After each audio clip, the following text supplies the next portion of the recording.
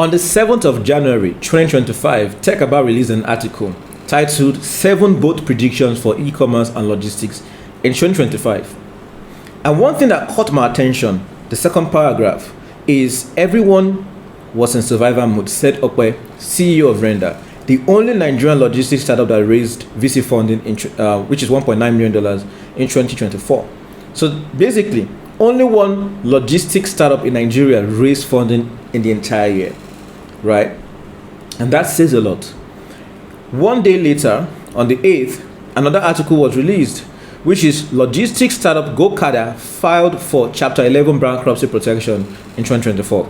Now, this is old news. They are just reporting it now, right?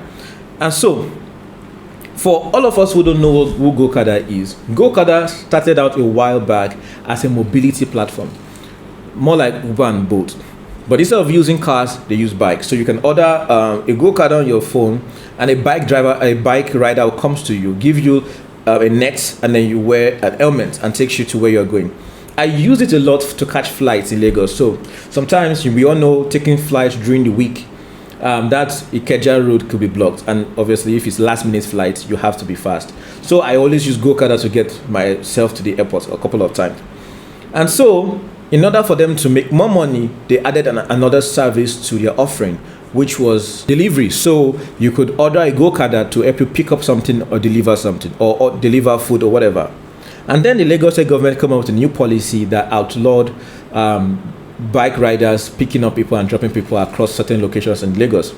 And platforms like Max.ng, for example, had to move to Ibadan. So that basically meant for GoCada, they can't operate fully as a mobility platform, so they have to focus more attention on the delivery part of the business. So that made them now a logistics platform. So you can see the transition from mobility now to logistics. Playing in the same space with 100 or thousands of other competitors is a very highly competitive space. Then the founder was unalived. We all know what happened after that. GoCada was never the same anymore. So, according to this article, they raised $3.5 million in 2019. They attempted raising $750,000 on Get Equity, right, at a $10 million valuation. Now that says a lot. They were really, really scrapping for money. And is that because they moved into logistics? Was mobility a better option for them?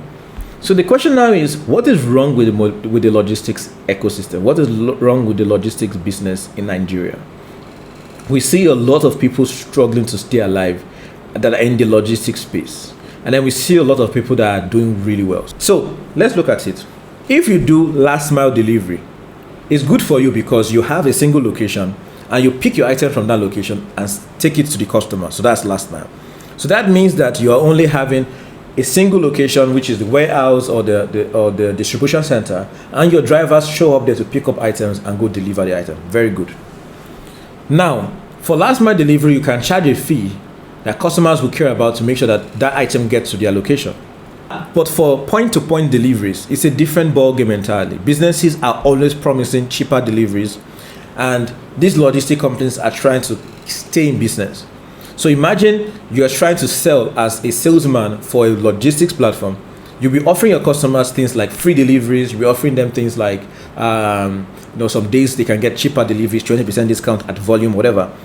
That takes away from the fact that running a point-to-point delivery business, or in fact running a logistic business in general, is highly capital intensive. From the constant use of fuel, constant repair and maintenance of vehicles, the salary you are paying the staffs, licenses you have. For example, in Abuja, you gotta pay license every year, and then you pay license to the government for driving the bike. You pay license to the government for putting your logo on the bike and everything in between. And then you have to charge your customers, right? And the funny thing is that no matter how hard your driver is working, they cannot do humanly possible more than 25 deliveries a day. So that bike can only produce 25 worth of deliveries every day. So if you charge 1,500 naira or 2,000 naira per delivery, you can only do a maximum of 25 of those every single day, because the drivers are human beings. So that says a lot. So high cost of operation and low margin in terms of revenue, talks of profit. So it's a very low margin business. That's my whole explanation. So if it's low margin, how do you survive? Well, we see the likes of DHL. We see the life of God is Good. I use DHL for the fact that it's expensive, not because it's expensive, but the items get delivered. So if I'm sending a letter to someone, even if it's going to cost me 4 times, 5 times, I know it will get delivered. So everyone can operate like that. Everyone has to operate on price. We are free, we are cheaper, we are faster. That is it. But the reality of the operation or the cost of operation does not make the reality of pricing to be favorable.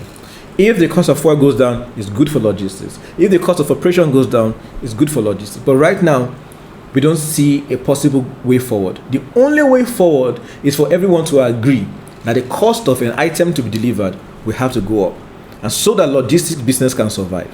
An example is, before Jumia Food stopped working, if I order Jumia Food closer to my office, I think it's about 300 naira for a delivery. I always think about it. How do they survive on 300 naira for every delivery from Chicken Republic?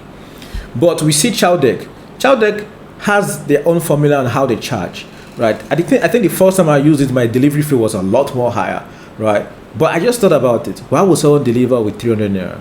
So maybe if we all come together as a logistic business and said, this is the minimum price we charge. Let us charge a fair price that makes sure that every time there's a delivery that is being made, every business will survive.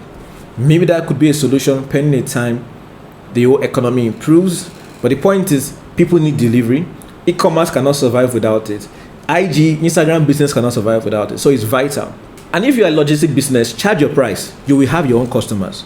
And make sure that you don't play the game of discount. You don't play the game of free ride, free deliveries. Get your customers, get high quality drivers, and deliver great service.